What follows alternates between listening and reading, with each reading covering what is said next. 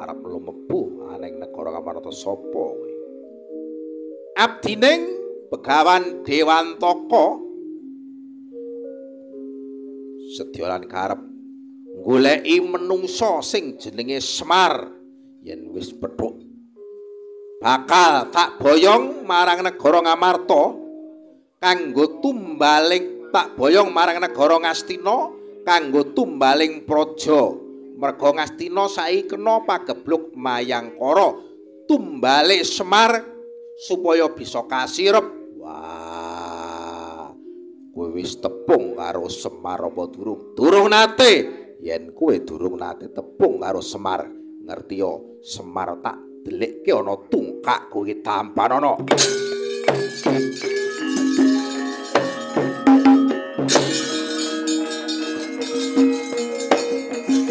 Wedan.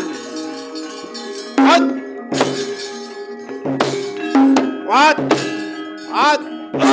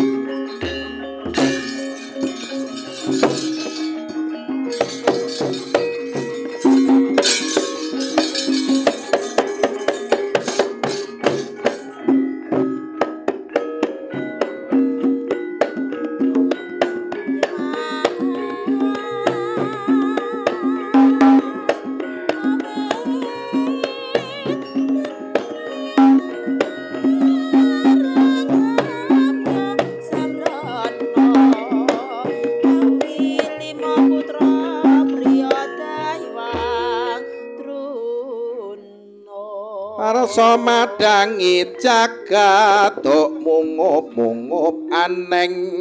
sak putak ing bukir kemare babak bang sumirot kena soroting surya mega lan gunungku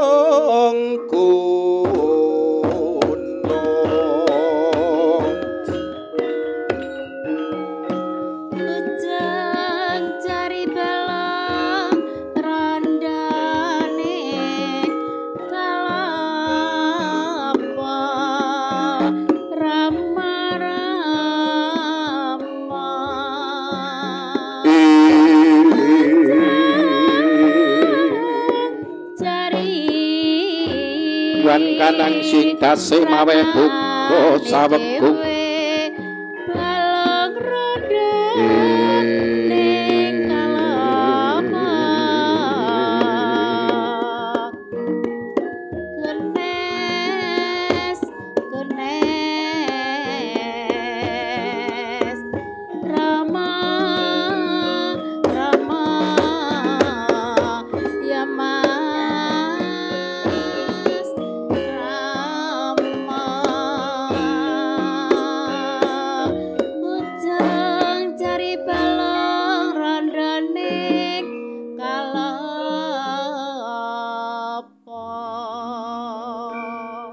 Yaning nalaga kadi langit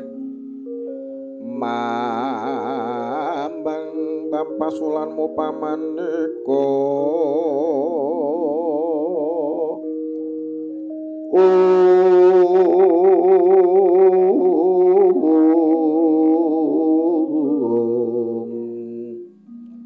lintang kusuma pandrah sumawur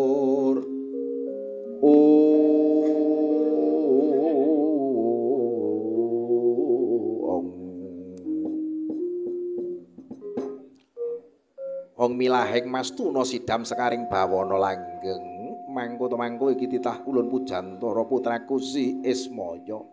munggah kahyangan alang-alang kumitir ana wigatine ngopo nggih nuwun pangapunten kula Sang Hyang Padawenang paratiri kula menika suwan tanpa katimbalan cumantraka ngganggo dumateng kawontenanipun paduka kula Sang Hyang Padawenang ya ora dadi baya pangapa kula ngaturaken sengkewing pangabekti mugi kunjuk sanapipun kula Sang Hyang Padawenang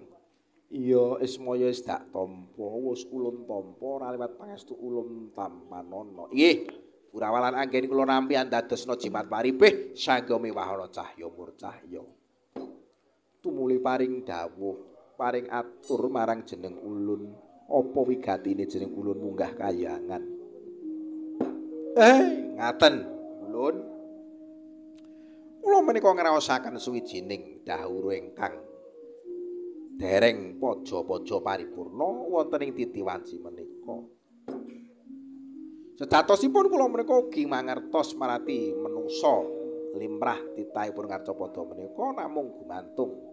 purbaning Gusti ingkang akara jagat ning awon tanpa punapa menawi kula menika badhe ngupadi wujudipun usada titiwanci menika negari Ngamarta ketaman pagebluk Mayangkara awit saking menika saking wangsit ingkang kula tampi Jawata badhe negakaken nugraha ingkang tundhonipun badhe nyirep kang ponang dahuru lan pagebluk sinten ingkang badhe kacondhokan wujudipun wahyu menika tertamtu badhe kasirep pagebluk Mayangkara badhe ayem tentrem gemah ripah loh jinawi Nyakrawati mbau denda kepara nyata Ismaya pancen dewa kuwi bakal nurunake nugraha anane pagebluk kuwi pancen ya wis cinadang lan nugraha iki ya cinadang ya iki saranane kanggo anyirep kang ponang dahuru lan pagebluk inggih ngestaken dawuh lan uga awit saka genture tapane si Puntadewa sejatine wujud wahyu iki tumuju marang titah pujangkara ulun ya Puntadewa ya mung-mungan jeneng kita inggih ngestaken dawuh wujud kang wahyu nugraha kanggo katentremaning sapada-pada iki mung Puntadewa merga Puntadewa kang duweni getih kang putih mula tansah laku becik sabar lan narima prihatin uga tansah nungkul panembahe marang purbaning Gusti nggih ngestaken dawuh mula kang saka kuwi daya-daya iki tampa ana wujud nugraha kanggo si Puntadewa yen wis kacondhokan wujud nugraha kang wujude cahya ingkang tansah kanggo anyir kang punang dahuru tertamtu ora mung negara Ngamarta wae kang kasirep pagebluke negara liyane negara Ngamarta uga bakal sirep pagebluk kang sinandang nggih ngestaken dawuh iki enggak tampa nana Isma nggih ngestaken dawuh kula namung itu dawuhipun paduka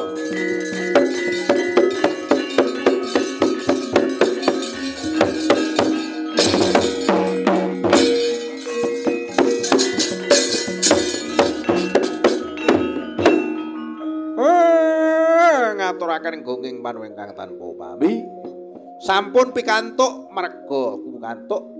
pawangsulan ingkang prayogi ingkang cetha wela-wela mila dinten samangke kula namung saged ngaturaken gunging panuwun ingkang tanpa upami pangapunten sedaya kalapatanipun kula kepareng nyuwun pamit pukulun ya duga-duga digawa ngati aja nganti keri Ismaya nggih ngestaken dawuh pangandikanipun tetep kula gegem minangka dadosa jimat lima putra Dahwa Druna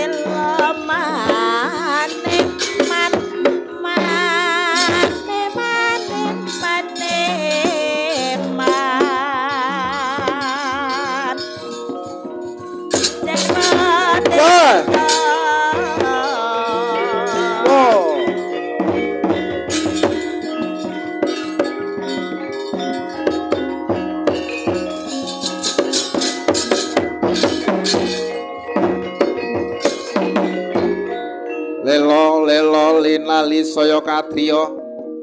Triasmara marang risang katirate wae dalah ora usah goleki marang klampe sireng malah kepethuk aneng kene Semar sapa kowe Begawan Dewantaka srayane Prabu Dayudara ing negara Ngastina sejalan karepmu boyong jeneng sira marang negara Ngastina yen wis kok boyong sarana kanggo tumbaling praja nyirep kang ponang dawuh yen pancen kowe bisa ya cobalan kelakon tak boyong dina iki Semar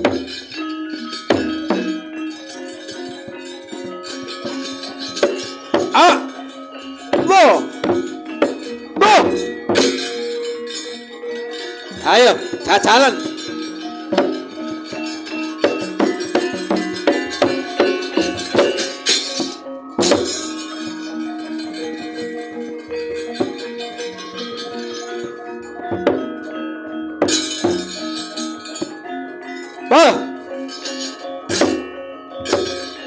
ayo tekalan ya paten itu loh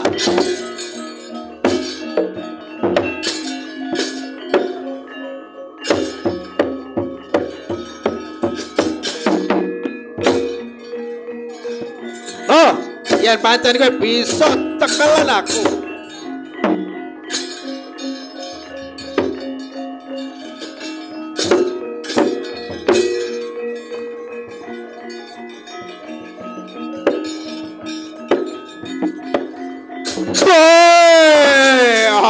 ayo yen pancen bisa tekelan aku ampun buwon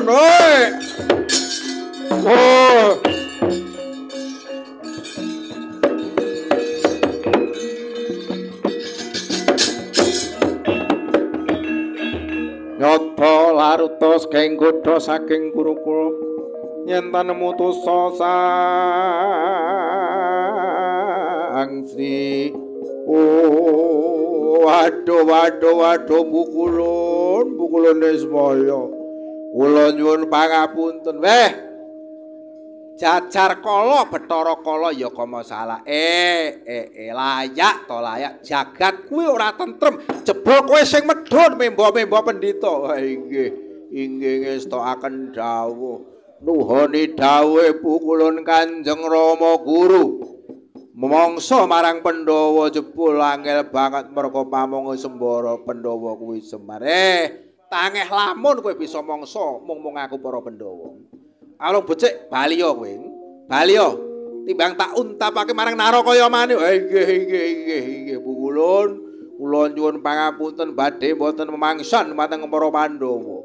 nyata-nyata Pandhawa menika satriya utama ingkang mboten saged dipun sepelekaken dinten sak mangke pinten-pinten lepat kula nyuwun pakuntun kula badhe wangsul dhateng wontene Kahyangan Nuswa Kambana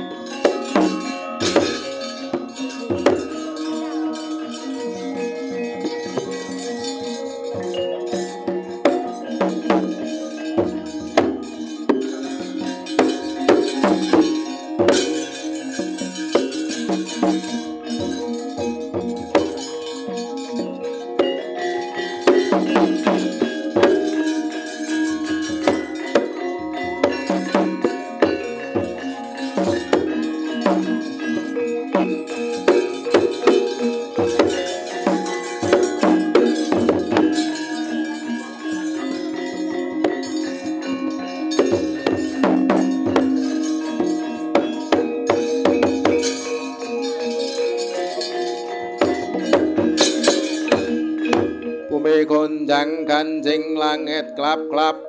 katon lir kincanging alis sang maweh gandrung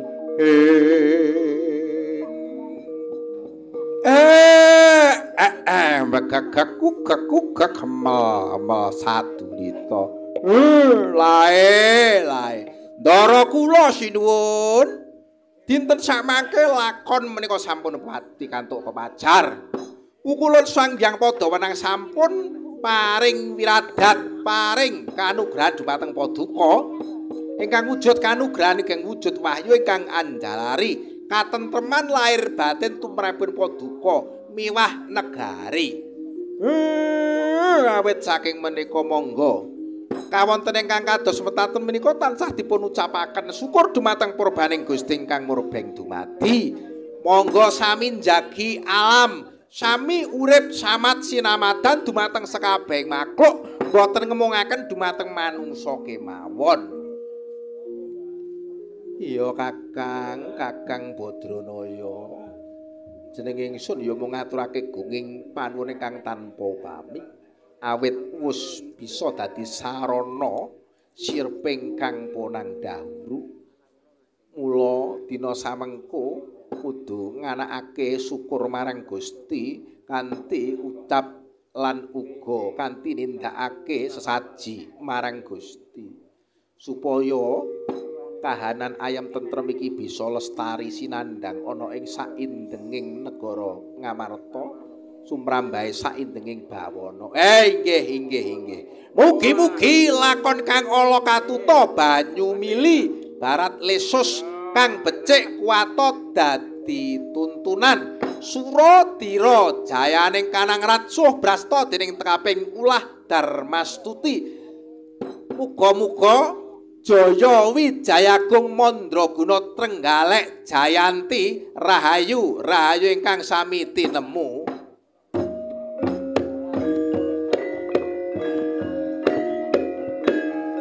Paripurna pagelaran ringkih purwa rama-rama witing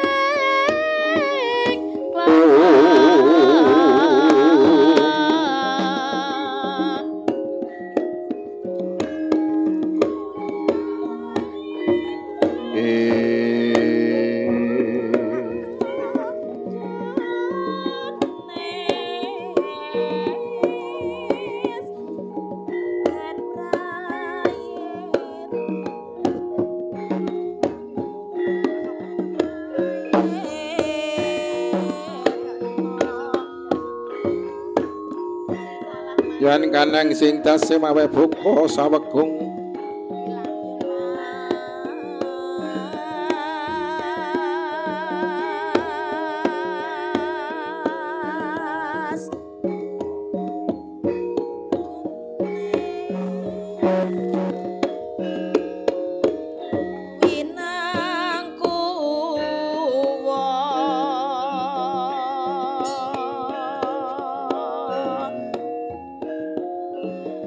winang